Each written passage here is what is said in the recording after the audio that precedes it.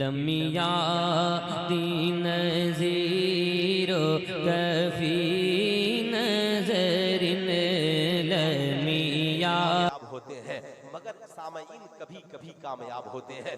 हम लोग कभी कभी कामयाब होते हैं। जलसे तो रोजाना भारत में कामयाब हो रहे हैं। कामयाबी तो जब है कि हम कामयाब हो जाएं। क्या ये अलमिया नहीं है? बुरा मत मानिएगा। बड़े जो अमीर लोग हैं दुनिया में, उन लोगों ने आपके हवाले खेल तमाशे को कर दिया। बुरा मत मानिएगा। आज साहब ये क्या चल रहा है? वर्ल्ड कप चल रहा है, आईसीसी वर्ल्ड कप। पूरी दुनिया की निगाहें उसकी तरफ है। जितने पढ़े लिखे लोग हैं, इंडिया, पाकिस्तान, एशिया, पूरे एशिया में बांग्लादेश, साहब अक्सर ममालिक के लोग टीवियों से चिपके हुए हैं। सारा काम धंधा छोड़कर मैं आपसे पूछना चाहता हूँ, पूरी दुनिया में सबसे सुपर पावर मुल्क कौन सा है? अमेरिका। आप ईमानदारी से बताइएगा, आप अमेरिका के मुकाबले की बात करते हैं। आपके घर का बच्चा क्रिकेट के मैदान में खेलना चाहता है साहब, लेकिन कोई अमेरिकी बच्चा या अमेरिका की कोई टीम आईसीसी वर्ल्ड कप में खेल रही है? अरे बोलिए, अमेरिका की कोई टीम खेल रही है? अरे भाई, इसका वॉल्यूम बढ़ाइए ना, सारा माइक को बंद कीजिए, इसका सिर्फ बढ़ाइए मेन मशीन से। याद रखिए, कितने होशियार है वो।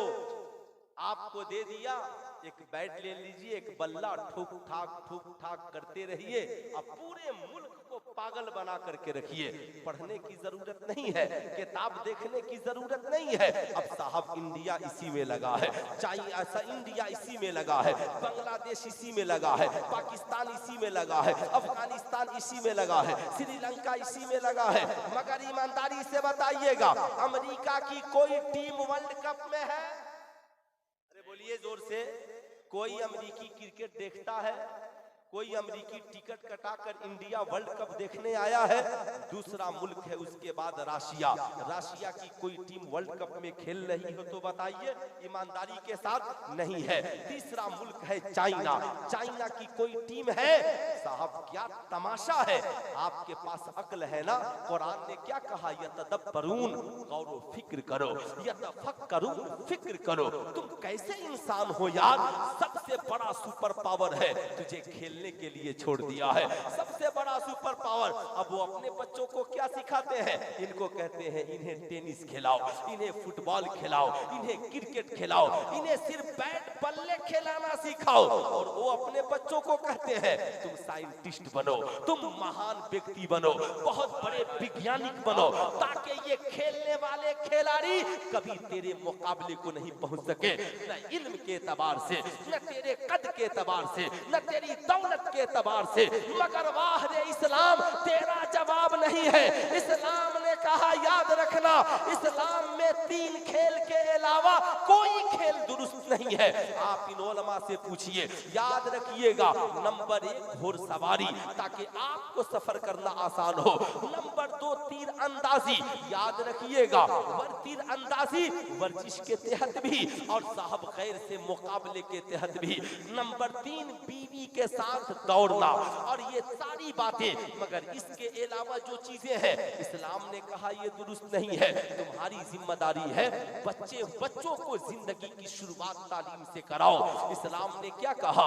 इस्लाम ने ये नहीं कहा कि साहब आप पैदा होइए और बैट बॉल लेकर के खेलने के लिए उतर जाइए, नहीं, बल्कि इस्लाम ने ये कहा अभी माँ के पेट में हो यार, तभी से पढ़ना शुरू कर दो। ये कौन बोल रहा है? सारी दुनिया के लोग कहते हैं बच्चे 3 साल के बाद पढ़ने के लायक होते हैं, मगर आमिना के लाल फरमाते हैं उतलुबुल इल्मा मिनल महदे इलल लहद, इल्म हासिल करो माँ की गोद से लेकर कब्र की मंजिल तक। अब जरा सीने पे हाथ रख करके बताइए, इस्लाम में नमाज बालिग होने के बाद फर्ज है, इस्लाम में रोजा बालिग होने के बाद फर्ज है, इस्लाम में हज और ज़कात साहबे निसाब होने के बाद है। मगर याद रखना, बात जब तालीम की आई तो आमिना के लाल ने कहा तलबुल इल्म फरीज़तुन अला कुल्ले मुस्लिमीन व मुस्लिमा, इल्म हासिल करना हर मुसलमान मर्द और औरत पर फर्ज है। अब ताज्जुब की बात है, सारे लोगों लोगों को बैट बॉल पकड़ाकर टीवी से चिपका दिया। अब बच्चा कॉलेज का पढ़ने वाला है, इम्तिहान में तबीयत नहीं लगती। अब ट्रेन में साहब लोग बेचैन हैं, एक केबिन में 6-6 लोग मोबाइल लेकर के परेशान हैं, नेटवर्क काम नहीं कर रहा है। वाह रे अमेरिका, तेरा जवाब नहीं है। सबको आपने लगा दिया, क्रिकेट खेलो, फुटबॉल खेलो। अब साहब आप खेलते रहिए, आपको पढ़ने से जरूरत नहीं है। मगर साहब उनके यहाँ वैज्ञानिक पैदा हो रहे हैं, उनके यहाँ बिलियन पैदा हो रहे हैं, उनके यहाँ दिमाग वाले पैदा हो रहे हैं। वो मुख्तसर होकर पूरी दुनिया पे हुक्मरानी कर रहे हैं। आपके पास तादाद भी है साहब, वो जानते हो क्यों? पूछो हजरत उमर इब्ने खत्ताब से।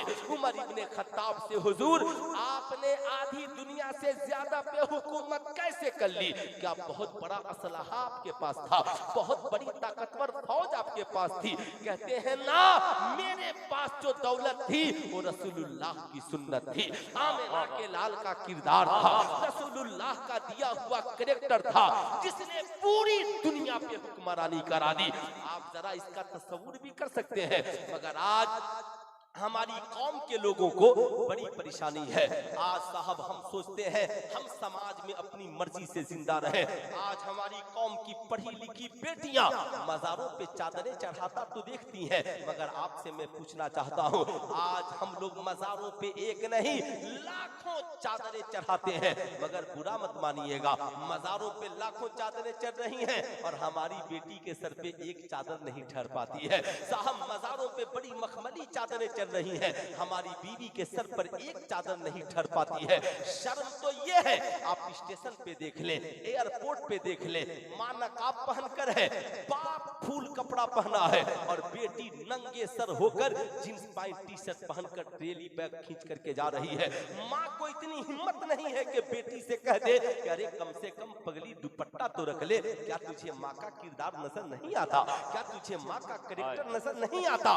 आज अफसोस है, आज हमारी कौम की बेटियां कहती है मौलाना साहब हम लोग कॉलेज में जाएं तो क्या करें, स्कूल में जाते हैं बच्चियां हमें चिढ़ाती हैं, कहती हैं तुम लोग ओल्ड मॉडल जिंदगी जीती हो, बहुत पुराने जमाने की महिला हो, तुमने 1400 साल पुराना नकाब पहन लिया है। मैं अपनी कौम की शहजादियों से कहूंगा तुझे मायूस होने की जरूरत नहीं है, तुम उन्हें बस मुख्तसर से बता देना, ये बता तुमने बैग में किसे छिपा के रखा है? कहेगी किताब। कहा क्यों? कहा किताब वो दौलत है जो हमारी जिंदगी को संवारती है, इसलिए हमने इस इज्जत वाली किताब से हमें तालीम मिलती है और इससे हमें इज्जत मिलती है, इसलिए हमने इस किताब को बड़ी हिफाजत से बैग में छिपा करके रखा है। उससे कहना क्या हम बाप की इज्जत नहीं है?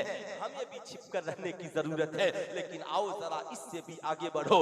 ऐ मेरी कौम की शहजादियों, अगर कॉलेज की कोई आवारा लड़की तुझसे कहती है ये दुपट्टा तुम उतार दो, क्या ये तुम नकाब पहनकर चली आई हो, तुम भी मेरी तरह जींस और टी शर्ट पहनने वाली हो जाओ, माँ बाप की बातें छोड़ो, कह दो हम ओल्ड मॉडल जिंदगी नहीं जीना चाहते, उनसे कहना ओ न्यू मॉडर्न और फैशन की जिंदगी जीने वाली, जींस फाड़कर जमाने को जिस्म दिखाना तुझे मुबारक हो।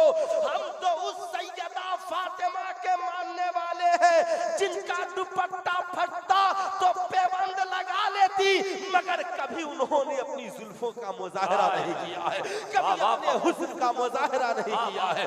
जमाने को बताया है 72 पेबंद लग जाए, 72 पेबंद लग जाए, पेबंद लगाना तो मंजूर है मगर अपनी जुल्फे किसी को दिखाना मंजूर नहीं है। मेरी कौम की शहजादियों, उन्हें बताना तुम जिस्म दिखाना चाहती हो, तुम हुस्न दिखाना चाहती हो, याद रखना ये हुस्न तुझे मुबारक हो, ये जवानी तुझे मुबारक हो, मगर याद रखना जिस दिन ये नशा उतर गया ना, जिस दिन ये तेरी जवानी का नशा उतर गया, उस दिन याद रखना तेरा अंजाम क्या होगा, उस दिन याद रखना तेरा हश्र क्या होगा। तुझे नहीं पता है तो आज सीखो, आज जानो। इल्म का मकसद ये नहीं है कि कोई पढ़ी लिखी की समाज की लड़की साहब पर्दा वाला लिबास उतार कर फटा हुआ जींस ऊपर से नीचे तक पहन ले। तालीम का मकसद ये नहीं है कि कोई पढ़ा लिखा डॉक्टर शराब पी करके नाचने वाला बन जाए। तालीम का मकसद ये नहीं है हमारी कौम की कोई बेटी सेल्फी लेकर के और अपनी तस्वीर को वायरल करने वाली बन जाए।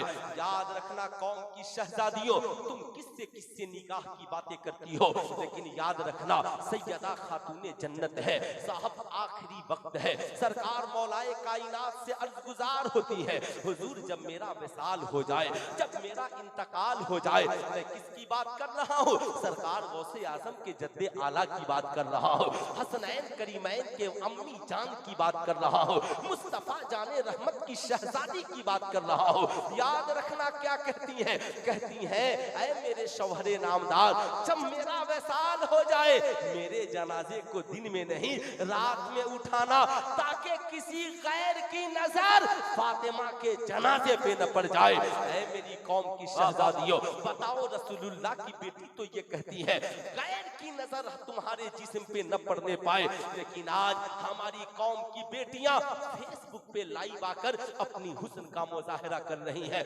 आज तो 4 टके कमाने के लिए न जाने कितनी मुस्लिम लड़कियों ने अपना चैनल बना लिया, लाइव आने का वक्त बना लिया कि ये दुनिया चंद रोजा है, ये दौलत खत्म हो जाएगी, ये सरबत खत्म हो जाएगी। याद रखना ये जवानी ढलेगी, बुढ़ापा आएगा, मौत यकीनी है। और अल्लाह के नबी ने फरमाया मैंने जहन्नम में सबसे ज्यादा औरतों को देखा। क्यों देखा मैं ये बताऊंगा, लेकिन आओ जरा सा सुनो। तुम उनके चक्कर में पड़ गई हो जो टीवी पे डिबेट करती है, तुम उनके चक्कर में पड़ गई हो जो अपनी आवारगी का मुजाहरा करती है, तुम उनके चक्कर पे पड़ गई हो जो कहती है मुझे दुपट्टा हिजाब और निकाब पसंद नहीं है। सुल्तान रजा कहना चाहेगा उनके चक्कर में न पड़ना। ये तो कहती हैं हमारा जिस्म हमारी मर्जी, हम चाहे दुपट्टा ओढ़े न ओढ़े, किसी मौलवी मौलाना का क्या जाता है। अभी तो सबसे बड़े फतवाबाज भारत में मीडिया है साहब, ये दलाल मीडिया। अगर हमारा कोई आलिम बोल दे कि दुपट्टा ओढ़ना एकदम हर मुस्लिम लड़की के लिए जरूरी है, तो कहेगा तालिबान आ गया है, शरिया कानून नाफिज हो गया है, यहाँ के मौलाना लोगों की जबान बिगड़ गई है, ये डेमोक्रेसी मुल्क है, सबको अपनी जिंदगी जीने की आजादी है। मियां आजादी का मतलब ये नहीं है इंसान मजहब से आजाद हो जाए, आजादी का मतलब ये नहीं है इंसान ईमान और अकीदे से आजाद हो जाए। इसलिए सुल्तान रजा कहना चाहता है ऐ लोगों, हम सुन्नियों का मरकज है बरेली शरीफ। क्या मरकज है? जरा पूरा मजमा हाथ उठाकर बोलिए, हम लोगों का मरकज है बरेली शरीफ। मगर आप बरेली शरीफ जाइए, सुरमा लेकर मत आइए, टोपी लेकर मत आइए, कुर्ता पैजामा लेकर मत आइए, अमामा लेकर मत आइए। बरेली शरीफ जाइए ना तो वहां से सबसे खास तोहफा बरेली के आला हजरत का अकीदा लेकर के आइए। जिस दिन वहां का अकीदा लेकर के आइएगा इंशाअल्लाह हमारी दुनिया भी हसीन होगी और मरने के बाद आखिरत में अंजाम भी अच्छा होगा। नारे तकबीर, नारे रिसालत, फैजाने गौसे आजम कॉन्फ्रेंस।